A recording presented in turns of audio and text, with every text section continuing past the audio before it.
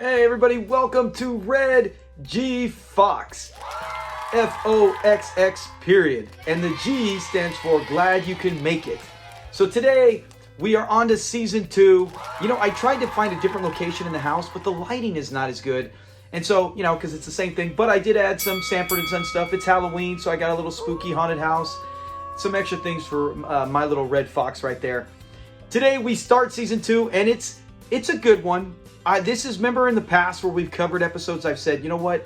It's not in the top 30. This definitely isn't in the top 30, but it's still a really good episode. And that being said, let's get to it. It does have the debut of Bubba. That is great news. The only problem is he's in a small amount, and he's kind of funny. He's not the same Bubba we get to know later on, but he still is. It is nice to see Bubba. And we also get Aunt Ethel. So, that said, let's go. This is called By the Numbers. In this one, Fred, let's just get to it. Fred is opening up and he's singing, and the kitchen looks great. He's making breakfast like he does. That's part of his job. But the kitchen looks great. It's got a nice pink flower. He's singing. Oh yeah, and he pops open the oven with the knife because it's stuck, and he gets it out, and he's so excited. And Lamont comes in and catches him in the middle of singing. Lamont's like, "Man, you're in a good mood," and he's like, "Oh, I should be."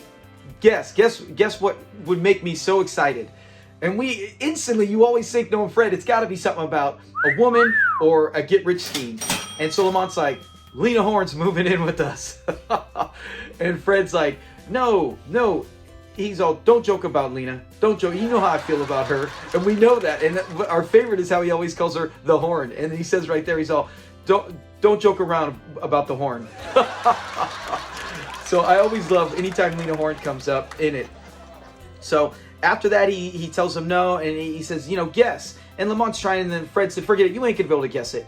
And he tells him, he goes, I got it. And it reminds me, they use this joke later on in a different time, but when he's like, I got it. And Lamont, of course, says, I hope it ain't contagious. Remember, they use that, I want to say season 3, could be 4, but when the 3 degrees, when Rollo comes in, he's like, I got it, Jack, I got it. And Fred's like, well, I sure hope they find a cure for it. Or I think he says something along that line. And so that they do rehash jokes, but nowhere near some of the other shows, especially something like Three Stooges, that every other episode had the same joke, which still worked.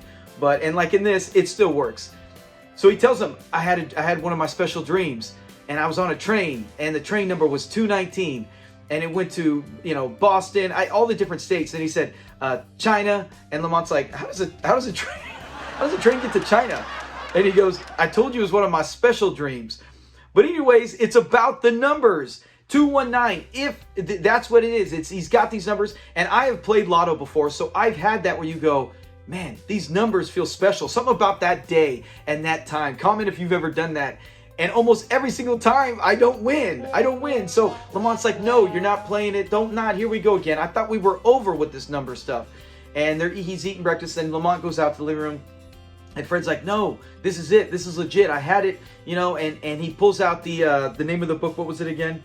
Fred gets the book, Lucky Lucille's, and he goes in there and he talks about the dream and what it is, and that those are the numbers that he's going to play. And that, so he's all pumped, and Lamont won't let him, because it's, especially when you're tight. When it's tight, you know, if it's one thing if you got a lot of money or it's just a couple dollars here and there, but in this situation, $1 goes a long way back then. $5, remember? So he's like, hey, $10, we can win $6,000. And he gets it down. He's all, how about $3, we could win $5,000. And then he goes all the way down to $1. And he's all, can I just play $1? He said, $1, you know, we can win 600. And he's like, no. And Lamont won't let him. He's all, I know exactly how much money you have, and it better not be any less. And he goes, and this is top 5 funny when Fred's like, what if I got 10 guys who chipped in a dime each? That would actually be good if they did win, right? Everyone pay a dime and you can divide $600. But he does that and he's like, no, now you got, and then Lamont starts listing off chores, and first Fred's like, oh, my back. I can't do it with my back. And then he starts to sit down and he's like, well, you can do this. And he's like, oh, my hands. And then he goes down, he's my knees, his legs. Everything Lamont says to do, Fred has an excuse. And then so he gets into the truck and he takes off. And Fred's like, well, I know what I'm going to do. And then Fred sprawls out and lays down, relaxes, and takes a nap. You know, it's nice. And honestly, Fred should get to do that. He already made breakfast. That's one of the biggest things we see in show, is that Lamont always says, hey, where's my breakfast? He made a good breakfast. He was in a good mood, set a nice table, looked nice. And that's it. Fred should be chilling for the day. He's retired. He's set up this business. Now it's Lamont's turn to take it over. Then Lamont comes back and he sees the newspaper, and it reminds me of my kids were watching it with me, and they're like, oh, is this the one with the homeless guy sitting in the tub? They thought it was the one with Gus in there, and I'm like, no. But he sees somebody in there, and he pulls off the newspaper, and it's Fred. And both my kids said, oh, that's messed up. They didn't even like it that Lamont does that. Lamont gets the water pitcher and fills it up with water. And I'm like, well, you got to think of Lamont's perspective. He's like, hey, I'm out here working. But then you think of Fred's perspective, and he's sitting there thinking, man, I did what you did for years to set this up. I did all this for you. I did this whole empire for you. You should at least let me relax. So he gets it, and he starts pouring water, and Fred's wiping it. And then he starts pouring it all over his body, which I've had when I've actually fell asleep when it started raining. And you start to feel it through your body soaking through. And Fred jumps up, and he's so furious. And Lamont's like, see? And he's cracking up. And then this is Top 5 Funny, where Fred's like, you know, I haven't been feeling good. I've been feeling real hot. And just think about it. And then he's all, yeah, I looked in that book. I looked it up. And I found out what I had. And Lamont's like, well, what is it? What do you have? And he's all, I have menopause. I have menopause. And I had to explain to my kids what that was to an extent. And they're like, oh, okay, and how it's only for women. And Lamont's like, you can't get menopause. You can only women have that. And he's all, maybe I caught it from a woman. So funny, man. That's a great scene. And it's just a small one that, honestly, when I think of the hundreds of comical lines, I forget these lines. Because these are episodes, like I said, if you listed most people, you can comment below if this would be. But if you said top 20, top 30, I don't know too many people to hit the by the numbers as one of their top ones. And so you forget, at least I do at times. When it comes on, you remember, but when we're talking about funny episodes, we do forget these scenes.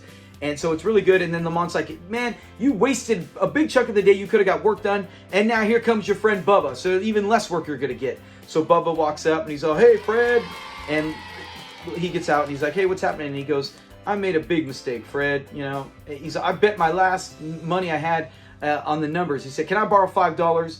And Fred, this is Top 5 Funny. The way he says it, it's just something about the scene makes me bust up laughing out loud. It's when he's like, oh, you caught me on a bad time. Because we know that usually means, hey, you caught me, dude. I'm low too. I got nothing, empty pockets. And he's like, you caught me at a bad time. I have the $5. So he's nice enough. He gives him the 5 and he's like, yeah. And he goes, I had a dream and it was something about Christmas trees. And remember, it's the middle of September. And he's like, yeah, I had a dream about Christmas trees and it didn't hit. And he's all, well, what number did hit? And he's all, the one about the train, 219. And you can see instantly Lamont in the back, he freezes, and he's like, his face is like a ghost, because he's like, oh man, my dad just hit the numbers. We could have had $6,000. And then Fred's all, see, I told you. But come on, how many times have these things happen and the numbers don't come? So to me, I'm still on Lamont's side. The money's tight. Maybe at best you say, hey Dad, spend $1, but the rest of it, let's hold it. We got things, we got to eat, we got bills, we got responsibilities. Spend $1 and then don't play it till the next time. Every time he has a dream, let him play $1. But he's like, no, he was too strict. And Fred's like, man, we could have had this. And then he walks in and Lamont's like feeling bad. He's like, come on, Dad. I mean, come on. Bubba had that dream. And he's all, man, anyone who has a dream about Christmas, Bubba's an idiot. Anyone who has a dream about Christmas trees in the middle of September is a fool. And he wasted his money. And so Fred's like, we got it. I have it. If I had just put this, I could have won this much. If I had just put $3, I could have won 1,000. If I just put $1, he said, lucky though, I did put $1 and I won $600. And he was so excited. And you love that because I'm like, yes, he did it. He acted on his instincts. And Lamont, you deserve 0. You do deserve 0 because you wanted no part of that. So after that, we cut away and we come back. And Lamont's walking around. He's looking for his dad. And then Fred comes walking in. And it looks almost like some kind of ice cream flavor. But he does look stylish. The clothes are nice. And he looks cool. And he comes in. He's like, yeah, I look like I just can't, ready for the Kentucky Derby. And Top 5 Funny, Lamont's like, you look like you're ready for the roller derby. The roller derby, which was huge at that time. And Fred does watch the roller derby. So it was a great line. And it fit perfectly. And Fred actually looked like someone who would be a manager in a roller derby contest. So he's pumped. He's excited. He's like, hey, man, I got 600. And he goes, well, 500 minus 100 big ones for my nice new threads. And he's getting ready to go to, and he's trying to tell Lamont, where do you think I'm going? And then he finally tells him to Las Vegas. And Lamont's like, hey, there's plenty of things we need money for around here. The tires, some other stuff around the house. And he's like, and for one, I can use some new threads. All that, I would totally be on Lamont's side had he let Fred bet $1. Then he could have said, hey, we each get 300. Dad, put in 50 cents. I'll put in 50 cents if we win, or even the $3 or $5 one, 250 each, and then we'll split it. And no, that's why I said, no, none of this. You get nothing, Lamont, unless your dad wants to. I mean, Fred could have gave him $10. So here's $10. You go play the numbers. You have a dream. Go through my book of dreams. So he's like, no, and no. And he's like, no. And then all of a sudden there's a knock on the door. And he's like, oh, that must be Bubba. Because Bubba's coming to pick him up to take him to the airport so he can go to Vegas. And in comes Aunt Ethel. And I've always said I like Ethel a lot. She still can get feisty, and she still, like I said, she makes some comments like, oh, you try to knock me out and watch what happens. Like she'll stand up to Fred, but she's nicer.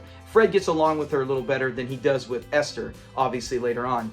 But Esther, like I talked about in previous videos, Esther, I believe, can kick Fred's butt. I don't believe Ethel could beat up Fred. So she comes in and she's got this nice pan. It's got some food in there. And you're like, what's going on here? And Lamont gets me so mad. Even my kids were mad at Lamont. He's like, what is it? What is it, Aunt Ethel? And he's so concerned, but it's almost like he's hoping someone needs money so his dad will have to give it up. And she's like, oh, I made you this, and it's pigtails. And then she sits down and she's like, oh, enjoy it. I don't know how much I'll be able to do after this. You don't want to hear my problems. And Fred's like, he's got the pigtail and he's eating it. And he's like, it's so good. He's all, no, not while I'm eating pigtails. I don't. And who blames him? You bring me something nice. Don't start putting sob stories on me. And that's when she's like, oh, and she's I'm going to have my gallbladder removed. And she starts crying. And Lamont's like, oh, Dad, look at, she's crying. And Fred's all, so am I. Because he knows what's coming next. And he sits there and she's like, oh, I wish I had just had $250. If I just had that, I would be able to get my gallbladder surgery. Everything would be okay. But you don't want to hear about that. And then Fred gets up and he's going to the window. He's like, man, where is Bubba? What's taking him? He's peeking out. And then Lamont's like, comes over there, tapping him. Hey, Dad, come on. You got to do this for her, And he totally wears on him. And he's like, puts on him. And Fred finally is like, all right, fine, And they go back and forth. And he does do something. This always shows Fred does have a great heart. And that's what I like about the show. Is regardless how he can be a bigot at times, how he can be stubborn, how he can be ready to knock a guy out. He has so many times where we see his emotional side, from when he cries, when he's talking to Elizabeth, when he's got the tears about he's going to marry Donna, to just the scene where he wants to get sentimental with his son, to the time that he's always nice to Esther, even though he wants to kill her. And then this is a perfect example. He's got money and he gives.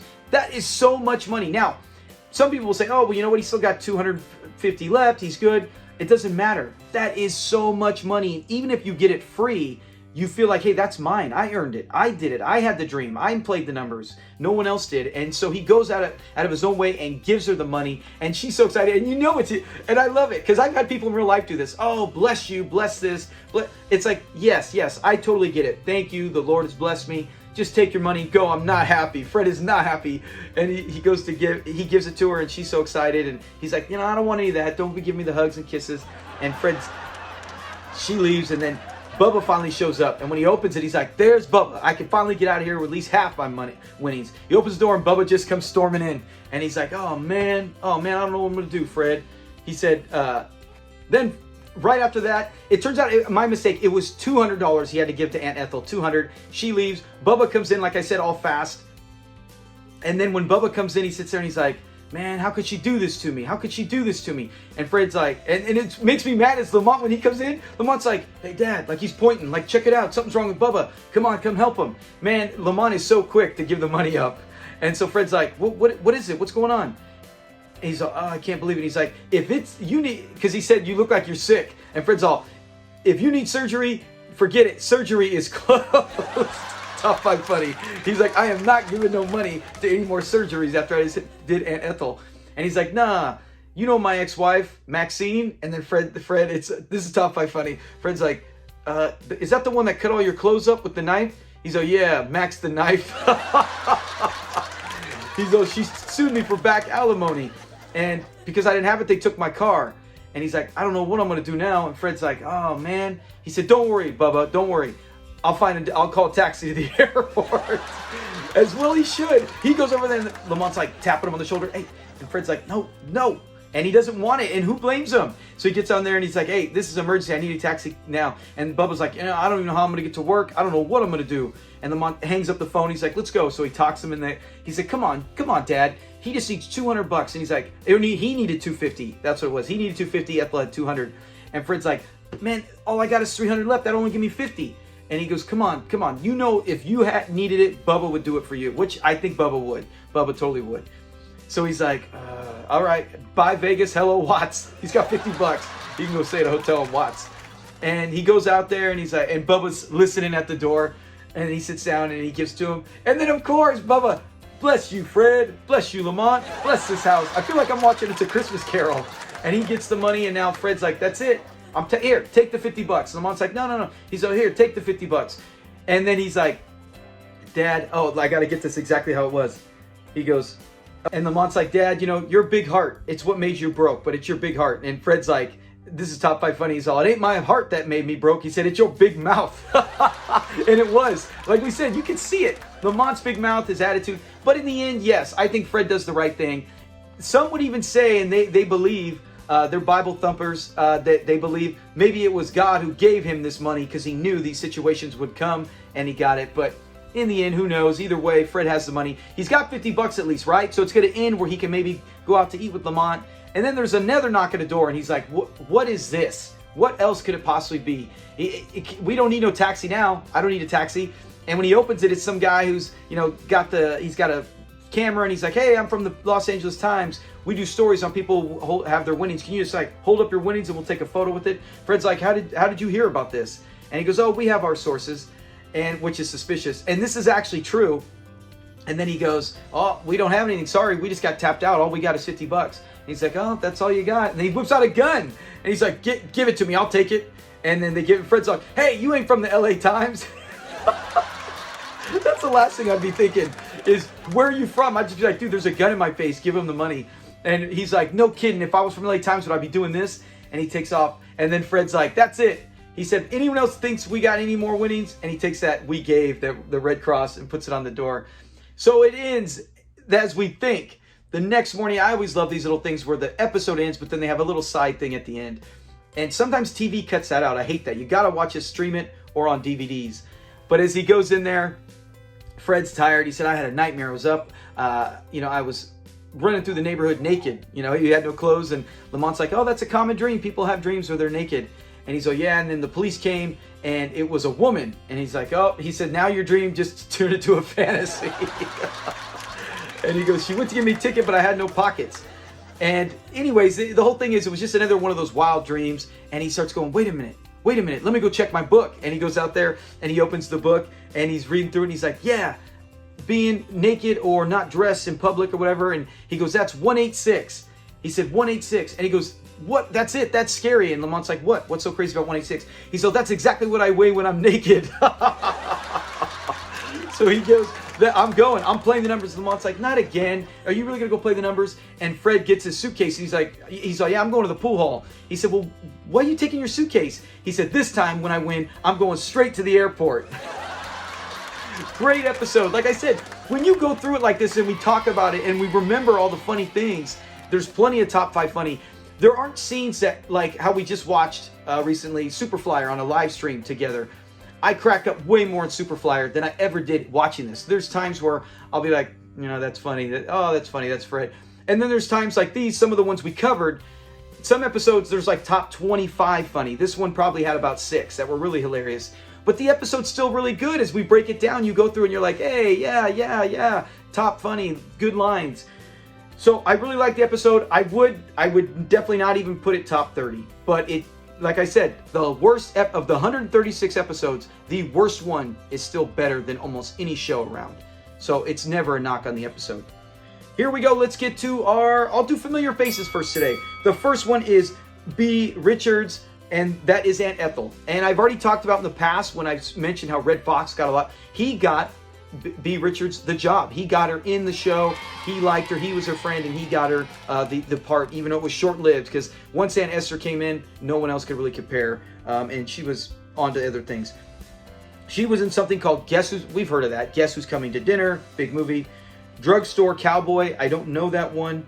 In the Heat of the Night, I know that. So she's done other things. I guarantee you she's probably been in other 70s sitcoms as well, from Good Times, Jeffersons, anything else like that. Because every time we have one of these characters, they're always in so many other things that I don't even know. Fans, you know, our community will say it, or I'll look online and see fans say things like, oh, they were in this, they were in that. So, yeah, big thanks to B. Richards for her small time in Sanford. I really liked her. David Moses, he's the one who had the gun, who robbed Fred for his winnings at the end. You don't work for the LA Times. He was in The Power of Matthew Starr. He was also in something called The Romantics and The Practice. And then Creative, I think it was.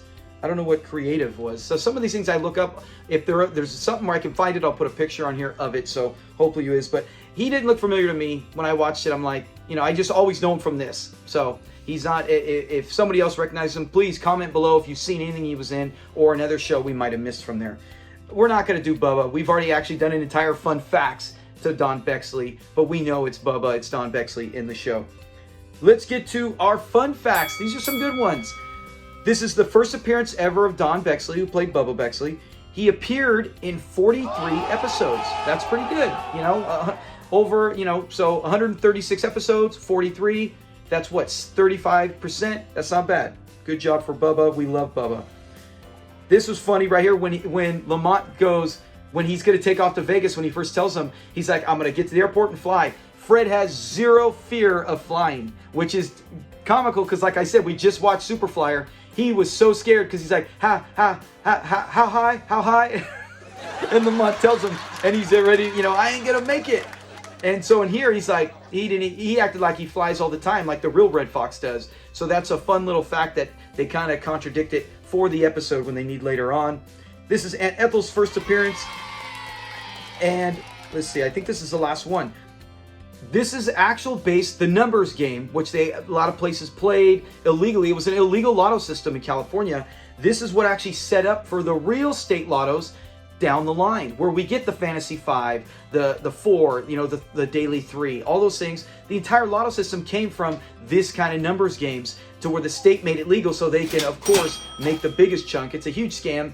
I've played it because I'm thinking, hey, if I win, I'll get something, but I'm not getting exactly the huge payday. The state is the real winner, which is whatever, you know, you still get something, but in the end, but that's what it came from. So when you see this, it doesn't mean Sanford and Son, I'm saying, started it, but the numbers he played was a real thing that they actually had going through all that time.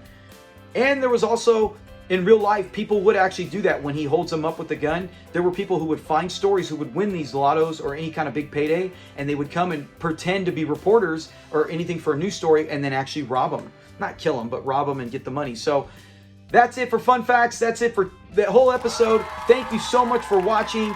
Continue to go back. Like I said, we've had previous episodes from Esther, breakdown or fun fact on Esther, on Don Bexley, not Bubba yet. But we also just did one where we talked about in a great clip from Sanford, Red Fox in another show called The Royal Family. All those you might want to go look. Continue to play trivia. We just had our season 1 best ever episode, and that was Coffins for Sale. I should have led the show with that. On Fun Facts, I'll talk about that. But yeah, great episode, one of the best. It deserves to win. We won't start season 2 till there's probably about a month left before we get to the final 4 weeks of season 2. So that's going to be for at least 3 months before we get to the top of season 2. I like to end it as we finish the season.